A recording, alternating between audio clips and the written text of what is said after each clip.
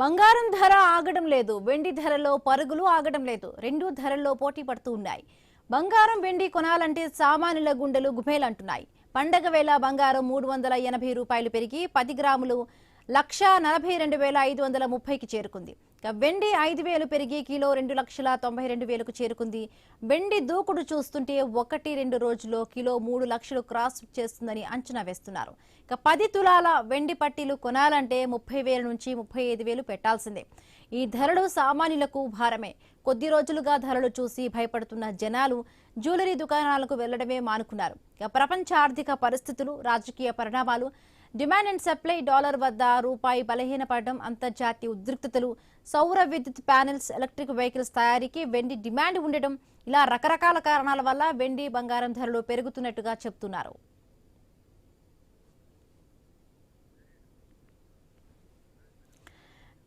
పండగ వేళ కూడా కొంచెం బంగారం కొనుందామంటే కూడా ఆ పరిస్థితి కూడా లేదు. ఇంకా రోజు రోజుకు కూడా బంగారం వెండి ధరలు పెరుగుతూనే వస్తున్నాయి. రైట్, మాట్లాడే ప్రయత్నం చేద్దాం. స్టాక్ మార్కెట్ అనలిస్ట్ ప్రభు గారు జాయిన్ అయ్యారు. నమస్తే అండి ప్రభు గారు. ఎట్లా చూడాలి? సరే, బంగారం పూట అయినా కూడా, అదే పండగ పూట అయినా బంగారం కొనుక్కుందాం అనుకుంటే కూడా అది కూడా కొనేటట్టుగా అనిపించడం లేదు ఈ బంగారం రేట్లు చూస్తే. ఏంటి, కేవలం పండగ సమయంలోనే పెరిగింది అనుకోవచ్చా? ఈ ఇంక్రీజ్ అనేది కూడా ఎట్లానే ఉంటుందా? ఎట్లా అర్థం చేసుకోవాలి? జనరల్ గా లాస్ట్ 5 years చూస్తే ఈక్విటీ మార్కెట్ జనవరి సిరీస్ లో ఇబ్బంది పడుతూనే ఉంది. ఇప్పుడు పొజిషన్ చూస్తే ఈక్విటీ మార్కెట్ ఇబ్బంది పడుతున్నప్పుడు అసెట్ క్లాస్ లో గోల్డ్ పెరుగుతుంది కాబట్టి ఇది ఒక రీజన్.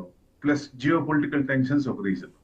అంటే మెయిన్ రీజన్స్ కరెంట్ లెవెల్స్ లో ఇప్పుడున్న దానికి ఇంకా పెరుగుతుందన్న భరోసా ఎందుకు కలుగుతుంది అంటే సెంట్రల్ బ్యాంక్స్ రిమైన్స్ వాళ్ళ ఇది ఇంకా ఆగలేదు. లేడీస్ ఎట్లా ఆలోచిస్తున్నారు, సెంట్రల్ బ్యాంక్స్ కూడా గోల్డ్ కొనాలన్న ఉద్దేశం ఉన్నట్టుంది. అందుకని కన్సిస్టెంట్ గా కొంటూనే ఉన్నారు. వాళ్ళు ఎక్కడ ఏమి ఒక అడుగు కూడా వెనక్కి వేయాల. సో వాళ్ళు ఎంత తీసుకోవాలో స్ట్రాటజీ ప్రకారం ఆ స్ట్రాటజీ ప్రకారం కొంటూనే ఉన్నారు. అలాంగ్ విత్ అవర్ ఆర్బీఐ కూడా, అన్ని సెంట్రల్ బ్యాంక్స్ మొత్తం. అదొక పడకపోవడానికి అదొక రీజన్. అంటే మిగతా ఈల్డ్స్ అంత వర్కౌట్ అవ్వట్ల, గోల్డ్ ఫేవర్ అవుతుంది. ఇప్పుడు సపోజ్ ఇంట్రెస్ట్ రేట్లు కానీ అవి చూస్తే ఇన్ఫ్లేషన్ వాటికి అనుగుణంగా చూస్తే బాండ్స్ లో కానీ పెద్ద రావట్లేదు. సో ఆల్టర్నేటివ్ ఈ సంవత్సరం ఏది కనపడుతుంది? ఎల్లోయిష్ గా గోల్డ్ కనపడింది బాగా. సో అందుకని ఇంకా దానికి ఇది ఉంది, కొంచెం రియల్ ఈడ్స్ ఆర్ వర్కింగ్ అనుకోవచ్చు ఒక రకంగా. అదొక కారణం అయితే అంటే హిస్టారికలీ ఇప్పుడు సిల్వర్ ఏం చేస్తుంది, ఎక్కువ యూసేజ్ అవుతుంది, ఇండస్ట్రియల్ యూసేజ్ సిల్వర్ పరంగా చూస్తే. అది మటుకు గోల్డ్ సిల్వర్ రేషియో చూస్తే 100:1 ఉంది. అంటే ఇంకా డిమాండ్ ఎక్కువ సిల్వర్ కి ఉంది గోల్డ్ కంటే. అంటే మనం ఒకప్పుడు నానుండే ఎక్కడ చూసినా గోల్డ్ షాప్, ఆ గోల్డ్కి వెళ్ళి గోల్డ్ షాప్, సిల్వర్ కొన్నా గోల్డ్ షాప్ అనేవాళ్ళు. ఇప్పుడు స్పెసిఫిక్ గా సిల్వర్ షాప్సే ఉంటున్నాయి. చూడండి, గోల్డ్ లేదు అసలు, సిల్వర్ షాప్స్ వస్తున్నాయి మార్కెట్ లో. పూర్తిగా టోటల్ దగదగలు, వైట్ దగదగలు, ఎల్లో దగదలు తగ్గినాయి. ఎందుకంటే రేట్ అంత పెరిగినప్పుడు కొంట కూడా కష్టం అవుతుంది కదా చాలా మందికి. మరి ఇంకా పెరిగేటట్టే ఉంది. ఎందుకంటే ట్రంప్ డాన్స్ ఇంకా ఉంటే, జియో పొలిటికల్ టెన్షన్స్ ఇంకా ఉంటే పెరిగే ఛాన్స్లే ఉంటాయి. నేను అదే ఫస్ట్ నుంచి మనం అనుకున్నాం. జియో పొలిటికల్ టెన్షన్స్ లేనప్పుడు, ఆ ఒత్తిడి లేనప్పుడు జనరల్ గా నార్మల్ గా ఉంటుంది, కానీ అంత మూవ్మెంట్స్ ఉండవు.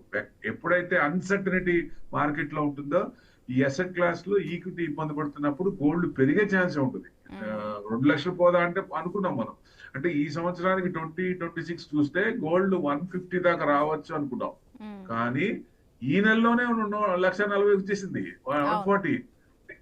అంటే ఇంకా అన్సర్టనిటీస్ ఇట్లాంటిది. ఇప్పుడు గ్రీన్లాండ్ అంటున్నారు, ఇరాన్ అంటున్నారు, ఆయన ఇంకో కన్సిస్టెంట్ గా ఇంకో కంట్రీస్ మీద. ఎక్కడైతే న్యూక్లియర్ బాంబ్స్ లేవో, ఆయిల్ కంట్రీస్ ఉన్నాయో, ఆయిల్ ఎక్స్ట్రాక్ట్ చేస్తున్నారో ఆ కంట్రీస్ మీద తెగబడతాడు ఆయన.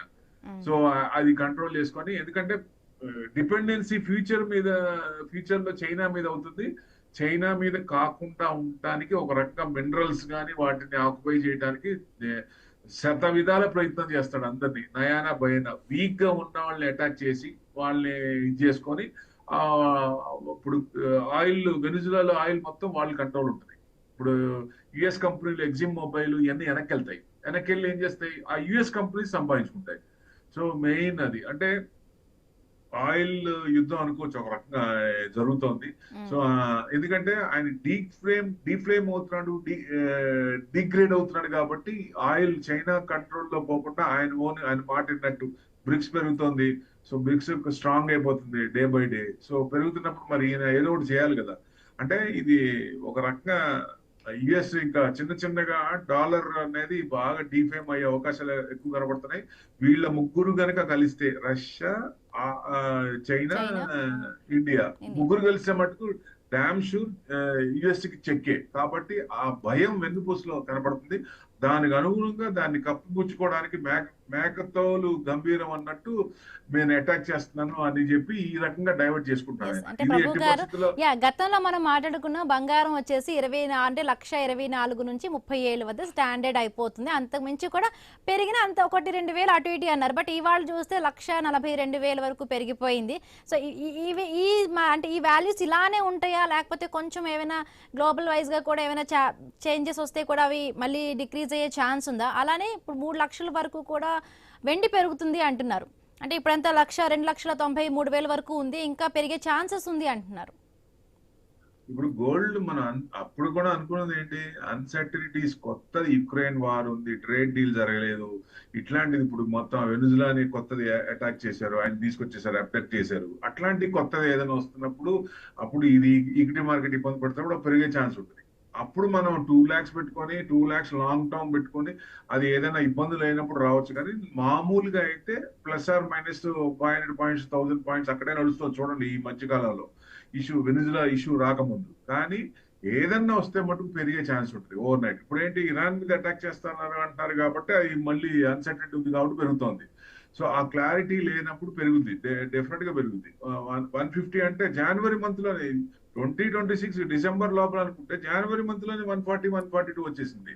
సో మరి ఇంకా ఈ అన్సర్టనిటీస్, ఇంకా ఆయన డాన్స్లు ఇంకా పెరిగితే ఇంకా పెరిగే ఛాన్స్లే ఉంటాయి. పెరగదని చెప్పలేం, ఇంతవరకే వస్తుంది ఇంతవరకు పెరగదని చెప్పలేం.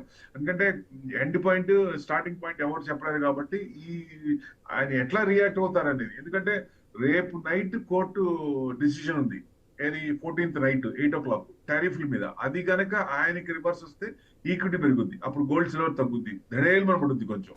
సో అదే మనకి ఆయనకి ఫర్ వచ్చింది అనుకోండి, ఈ ఈక్విటీ మార్కెట్ ఇంకొంచెం ఇబ్బంది పడితే అది కొంచెం పెరిగే ఛాన్స్ ఉంటుంది. 142 అయింది, 150 జనవరిలో ఈ వారం వచ్చేటట్టుంది. జనవరి మంత్ కూడా కాదు, ఈ వారమే వచ్చేటట్టుంది 150.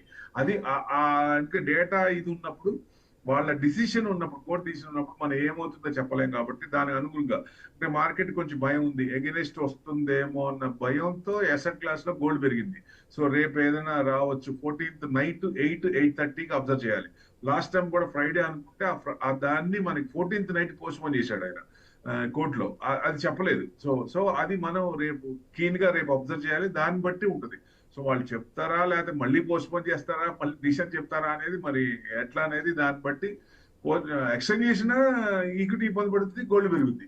సో అంటే ఎగెనెస్ట్ ఇచ్చినా దీని ప్రకారం చూసుకోవచ్చు. ఎందుకంటే అప్పుడు ట్రంప్ కి ఎగెనెస్ట్ కి ఇస్తే గోల్డ్ ఈక్విటీ పెరుగుద్ది, ట్రంప్ కు ఫర్ ఇస్తే ఈక్విటీ తగ్గుద్ది, అప్పుడు గోల్డ్ తగ్గే ఛాన్స్ ఉంటుంది. సో ఇవన్నీ ఇండికేషన్ పారామీటర్స్ అన్ని. సో డెఫినెట్ గా ఒక ఎత్తు అంటే స్ట్రాంగ్ అప్పర్ సైడ్ చూస్తే 2 lakhs తీసుకోవచ్చు, డౌన్ సైడ్ చూస్తే మామూలుగా చూస్తే మీకు 130-500 సపోర్ట్ లెవెల్స్ తీసుకోవచ్చు గోల్డ్ కి. అదే ఇప్పుడు $100 ఇంటర్నేషనల్ సిల్వర్ అయ్యే ఛాన్స్ ఉందా అంటే దాదాపుగా 80కి వచ్చేసింది, 80 పైన దాటింది, 80 క్రాస్ అయిపోయింది. సో నేను అనుకునేది 26 లో వస్తుందేమో అనుకుంటే జనవరి మంత్ లోనే వస్తున్నట్టు కనపడుతుంది. అంటే జనరల్ యూసేజ్ తో పాటు ఈ political unstability, geo political tensions ఉన్నాయి కాబట్టి ఆ టెన్షన్ సిల్వర్ కి యాడ్ అవుతుంది, అది మరీ ప్లస్ అవుతుంది సిల్వర్ కి. ఇది 2000 అట్లా పెరిగితే అది 10,000 15,000 అట్లా పెరుగుతోంది. సో నైట్ కూడా దాదాపు 8,000 అట్లా పెరిగింది సిల్వర్. సో అట్లా ఆ టెన్షన్స్ ఉన్నప్పుడు అది యాడ్ ఆన్ అవుతుంది వాళ్ళకి. సో అది ఆ టెన్షన్స్ కన్నా క్లారిటీ వస్తే కొంచెం తగ్గే ఛాన్స్ ఉంటుంది. మామూలుగా సిల్వర్ మళ్ళీ dominating continue, it will dominate gold and it will continue further. అది తగ్గేదిలే, ఎక్కడ తగ్గేది కనపట్ల. 3 lakhs అనుకున్నాం, 3 lakhs అతి తొందరలోనే వచ్చే ఛాన్స్ ఉంటుంది. వచ్చిన తర్వాత మనం అక్కడి నుంచి చూడొచ్చు. అప్పుడు ఎందుకంటే 1 step బ్యాక్వర్డ్ 3 step ఫార్వర్డ్ ఉంది. సో తగ్గినప్పుడు ఎవరైనా కొనుక్కోలేని మిస్ అయినప్పుడు ఆ 1 step తగ్గినప్పుడు అక్కడ కొనుక్కోవచ్చు అని నా ఉద్దేశం. లాంగ్ టర్మ్ కి మనం యూట్యూబ్ లో చెప్పినట్టు 5 లక్షలు వస్తుంది 6 లక్షలు అని అంత ఇట్లా చెప్పడం కూడా బాగుంటది కాబట్టి స్టెప్ బై స్టెప్ పెట్టుకోవడం అంటే బాక్స్ థియరీ లాగా ఒక 500 పాయింట్స్ 500 పాయింట్స్ అట్లా అట్లా వెళ్ళటం మంచిదని. సో 500 పాయింట్స్ అంటే మీకు 50,000 అనుకోండి, 2,50,000 3,00,000 మళ్ళీ 3,50,000 నెక్స్ట్ అట్లా అలా వెళ్ళటం మంచిదని ఉద్దేశం. ఏదేమైనా సిల్వర్ ఇంకా లాంగ్ టర్మ్ లో ఇంకా పెరిగే ఛాన్స్ ఉంది. ఇంటర్నేషనల్ $100 ఉన్నప్పుడు ఇది 3,00,000 అబోవ్ ఉంటుంది, ఆబ్వియస్ గా ఉంటుంది 3,00,000 అబోవ్. ఓకే. అప్పుడు గోల్డ్ ఎంత ఉంటుంది, గోల్డ్ కూడా మంచి ఛాన్స్ 150 పైనే ఉంటుంది. సో ఈ సంవత్సరానికి అనుకున్న లెవెల్స్ ఇప్పుడే జనవరి లెవెల్లోనే క్రాస్ అయిపోతున్నాయి. అంటే ఈ సర్టనిటీస్ లేకుండా అన్సర్టనిటీస్ ఉంటే ఇంకా పెరిగే ఛాన్స్లే కనపడుతున్నాయి. రైట్ అండి, రైట్.